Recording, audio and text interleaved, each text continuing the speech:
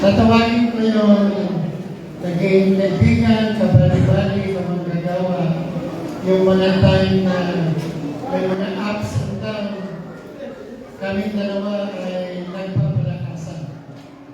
Hindi kami nagpagkaan, hindi kami nagtatalo, kasi isang spirit namin. So, kilala niyo yun, nung kasikatan ng dating daan. Pag sinabi ni Brad Eli, basa, nakabasa na yun. Alam niya na kagad. Mukhang bibig pa lang. So, Brad Eli, pero nasa yung libro natin. Okay? So, nagpagawa ko siya. Pero dyan sa libro, Brad Eli, dito rin po ako. Nandito yung pangalan ko, may papel ako dito, nagampanan sa buhay niya. So, Brad Eli, basa ba? Ako na. Sige na yun. Ako na.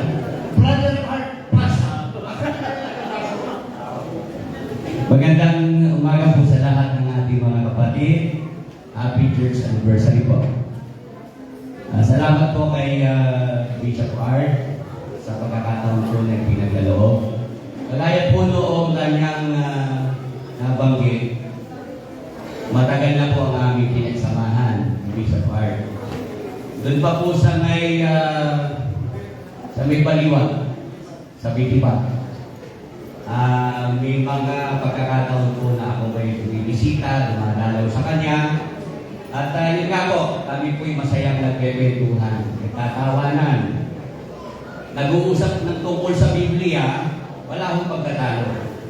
Wala hong kaming naging hindi pagkakaintindihan. At salamat po sa Panginoong Diyos, si Bishop Art po, ang kinasangkapan ng Diyos, para po yung kakulangan kay Brother Willie ay maitagdag. Kasi po, matagal na panahon, 19 years ako po sa dating daan, na ngayon po ay tinatawag na MCGI. Sino po pamilyar po doon? Meron po ba rito natatandaan pa yung ang dating daan ni Brad Eli Soriano? Basa. Ako po yung kanyang nagabasa noong araw sa radyo telebisyon. Nagkaroon po ng spoof ang dating doon ng Babulga. Sino po ang nakakatanda nun? Alien. Yung kay Brother Pete. GMA 7 Babulga. Meron din po noong Brother Willie, si Brother Pete. Ako po ang original na Brother Willie. Ayun. Noong ako po ay nasa dating daan, sa loob ng 19 na taon, meron pong naituro sa akin si Brother Eli Soriano na wala na pong mga himala ng Diyos sa panahon ito. Stop na ang Diyos sa paggawa ng kanyang mga himala. Wala na rin ang kanyang pagpapagaling. Ang tinuturo po ni Brother Eli, kung meron ng mga himala sa panahon ito, may mga nagpapagaling, yun daw po ay gawa ng Diablo. Gawa ni Satanas. Yun daw po ay sa demonyo.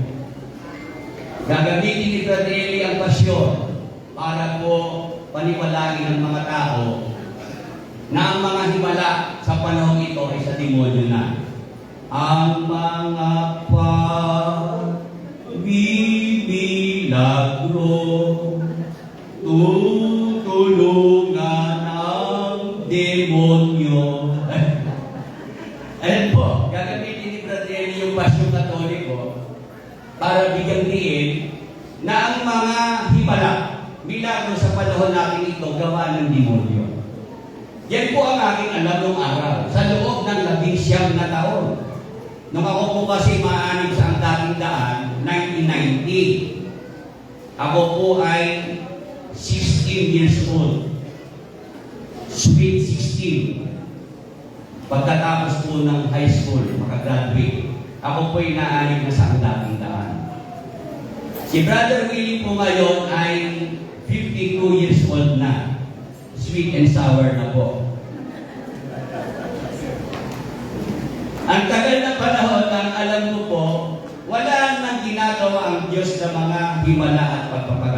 panahon natin ito. Tumigil na lahat. Dumating po yung panahon na ako po ay umalis sa ang dating daan. Iniwan ko po yung samahan na yon. Bakit? Meron kasi akong nakita ng mga problema sa mga katuruan po doon.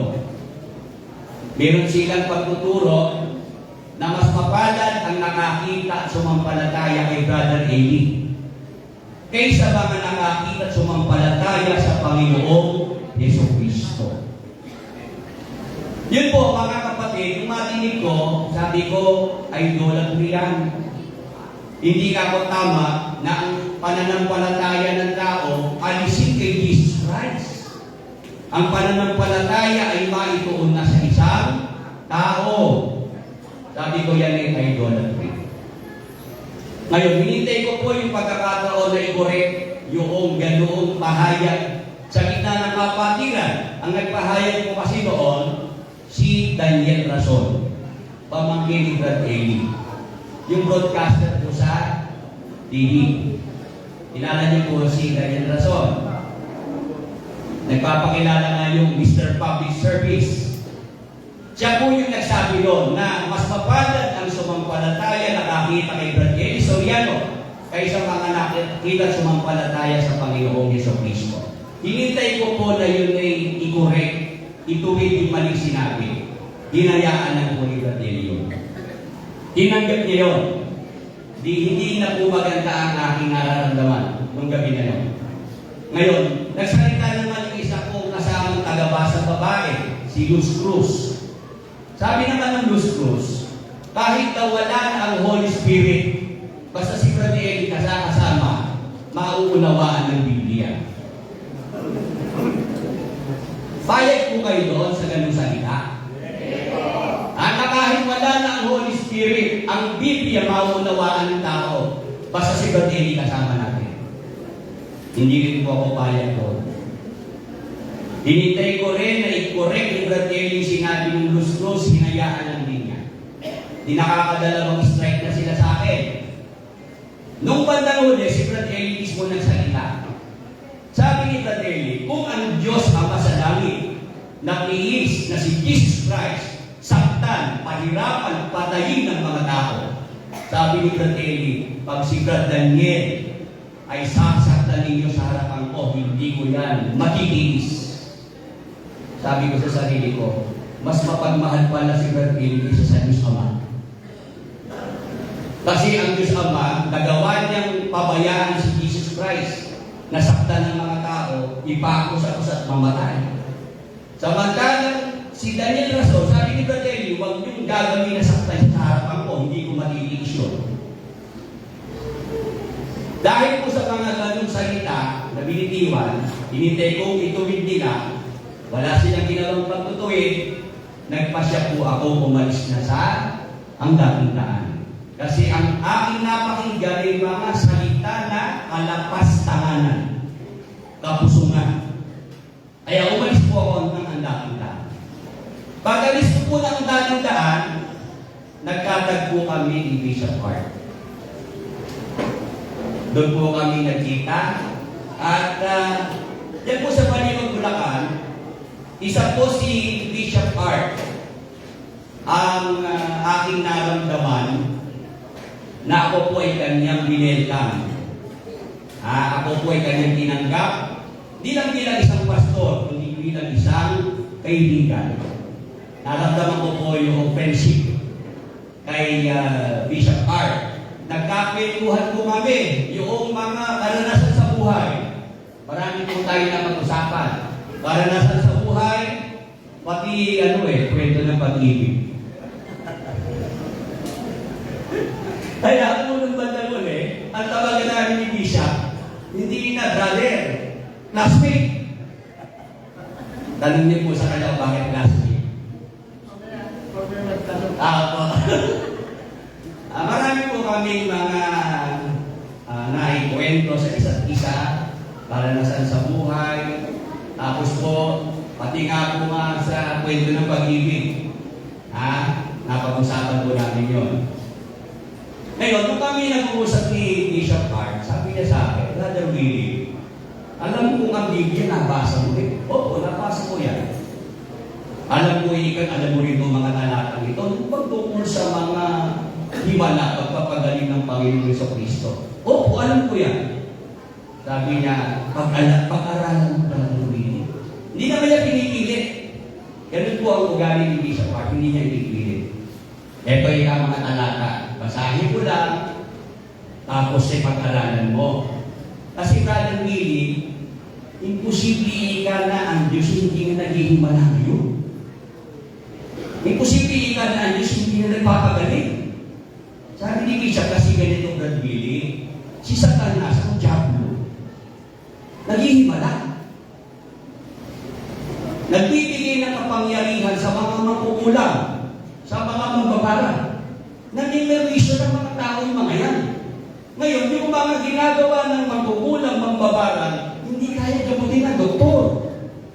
Hindi kaya gamutin sa ospital. Amen?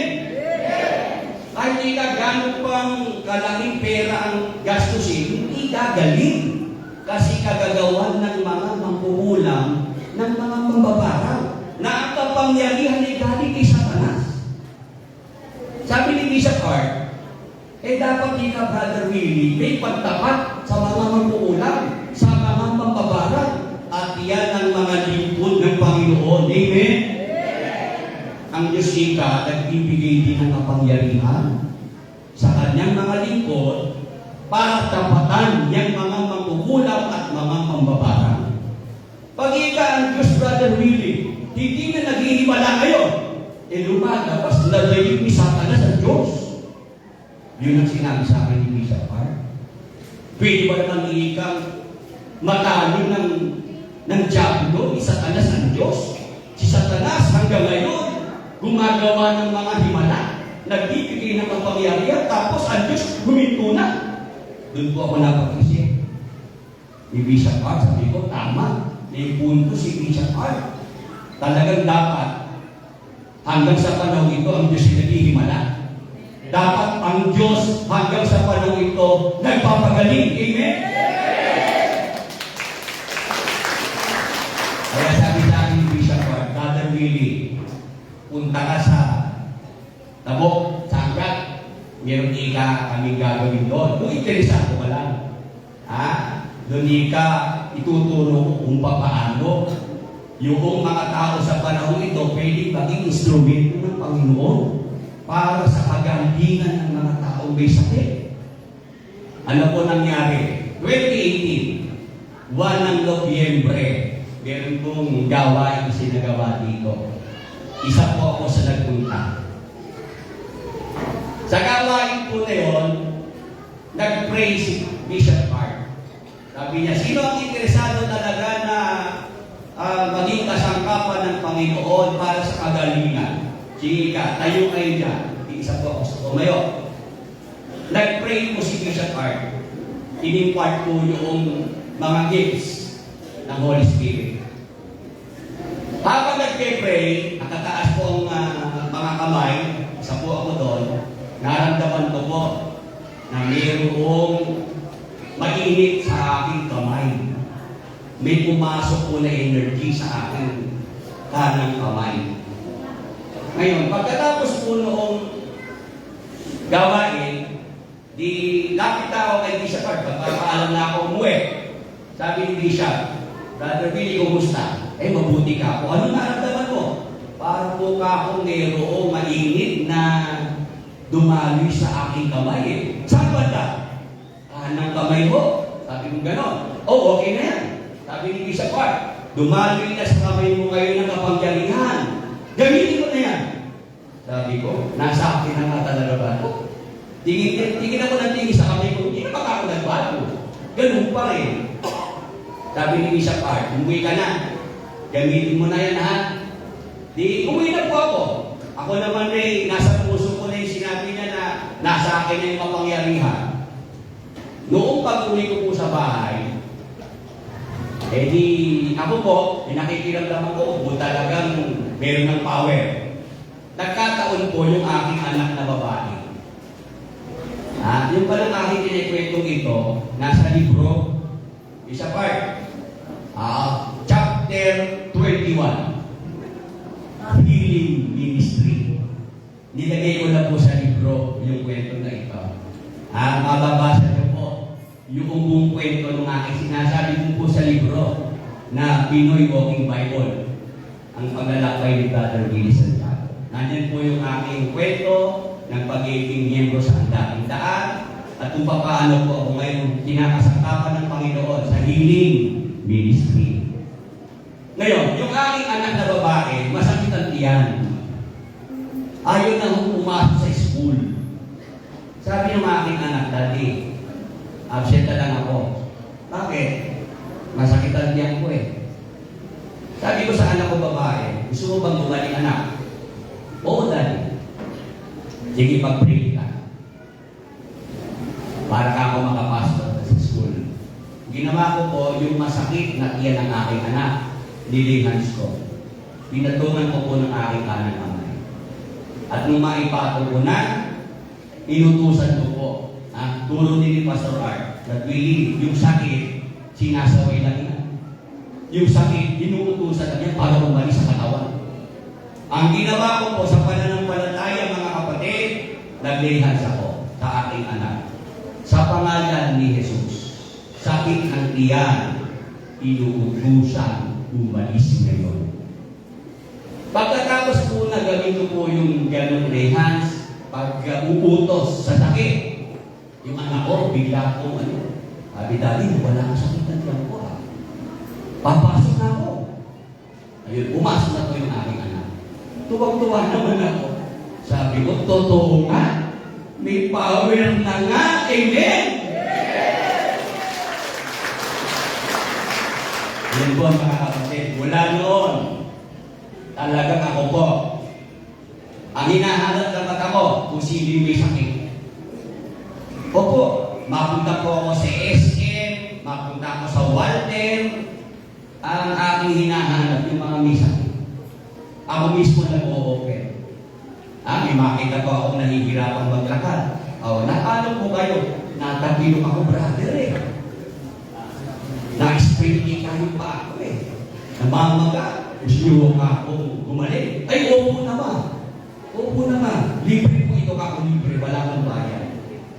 Ayan po. Ganun po ako. Pag po ako ay nag-o-open ng healing, tatanungin ko muna yung tao kung siya ba ay gusto niya. Kasi kailangan po sumasang-ayon yung tao. Kailangan po kasi nag-aabisa sa'yo. Tapos, kailangan po yung ating gagawin, libre. Hindi dapat pabayaran. Kasi sinabi ng Panginoon, magpagaling kayo ng may sakit. Tinanggap ninyong walang bayad. Ibigay ninyong walang bayad. Amen. Dapat po libre yun. Ngayon, nung minsan po, meron akong pinag-pray, binibigyan po ako ng pera. Talagang pinipilit, sabi ko, inaabot sa akin, Pastor. Sabi ko, pasensya na po, hindi pwede. Hindi mo para sa iyo talaga yan. Sabi ko, pag-routing hanggang po yan, mawawalan po ng visa yung prayer ko. Magkakasakit ulit kayo. Gusto niyo baka ako yun? Ay, hindi. Inatras na. Sabi ko, dapat po libre lang talaga yan. Ngayon, ito po mga kapatid, yung aking gustong i-share. Malaking bagay po si Bishop Art sa mga pastor, lalo po sa kagaya ko. Kasi yung dating wala sa akin, yung dating kulang sa akin, sa pamamagitan po ni Bishop Art, na ipagkaloob ng Panginoon. Amen! Sabi ni Bishop Art, Brother Willie, pagka ikaw ay naging kasangkapan ng Panginoon, dito sa mga himala at pagpapagaling, lalo kang makakatulong sa mga tao. Kasi hindi lang sila matututo ng mga salita ng Diyos. Gagaling pa sila sa kanilang mga sakit. Amen? Praise the Lord! Hallelujah! Sa Biblia naman po, pag binasa natin, si Jesus Christ, nangaral ng mabuting balita, nagpapagaling sa mga may sakit. Amen. Ang mga apostol, nangaral ng mabuting balita, nagpapagaling sa mga may sakit. Amen. Kaya sa panahon natin ito, dapat kapag ang ang pastor, mangangaral, sugo ng Panginoon. Dapat makita sa kanya ang pangangaral ng may pagpapagaling. Amen! Praise the Lord. Hallelujah! Si Bishop Art, kasama po siya sa mga nangangaral ng mabuting balita ng may pagpapagaling. Ibig sabihin, ang ginagawa ng Bishop Art, nasa Biblia yun. Amen! At ako po'y mapalad na sa pamamagitan po ni Bishop Art, ako po'y kasama na rin ngayon sa mga nangangaral ng mabuting balita na may pagpapagaling. Praise the Lord! Hallelujah! Yan. Kaya, kami po ni Bishop Art, pag po may pagkakataon na naka-online siya, kahit anong oras yan, kahit madaling araw, kami po yung nagpupumustahan, nagbabalitaan. Pag po siya nasa mga biyahe niya, kung saan po siya nakakarating na lugar, ayun, tatawag siya, mag-video call kami. Brother Willie, dito ako sa Palawan. Dito ikaw sa Baguio. Narito ang mga pastor, gusto kang makausap, gusto kang mapakinggan. Video call po kami. Kaya kumustahan po kami, balitaan kami. At ako po'y natutuwa na maraming mga pastor ang natutulungan ng Bishop Art. Marami po siya na itatawid, na mga aral. Pati nga po itong tungkol sa pagpapagaling na hindi alam ng iba pa sa pamamagitan po ni Bishop Art. Natututo ang maraming mga pastor. Kaya mga kapatid, pagka nasa biyahe po si Bishop Art, lagi po natin suportahan. Unang-una po yung ating mga panalangin para sa pag-iingat ni Bishop Art at kayo din po yung ating suporta, yung ating mga tulong na ipinagkakalo para po sa kanyang paglalakbay. Kasi marami rin po talagang mga tinutulungan si Bishop Art. Talagang pag po yan ng baon, inuubos talaga. Talagang todo po talaga yung pagbubuhos niya ng tulong sa mga pinupuntahan niyang mga lugar, pinupuntahan niyang mga pastor. Kaya, mga kapatid, wag po tayo makalimot na sa ating mga pananalangin, lagi natin isama sa ating mga panalangin, ang ating mahal na Bishop, ang ating mahal na kaibigan, Bishop Art yan. Salamat po. Dito po sa oras na pinagkaloob sa atin. At muli po ang ating pagbati. Happy Church Anniversary po sa atin.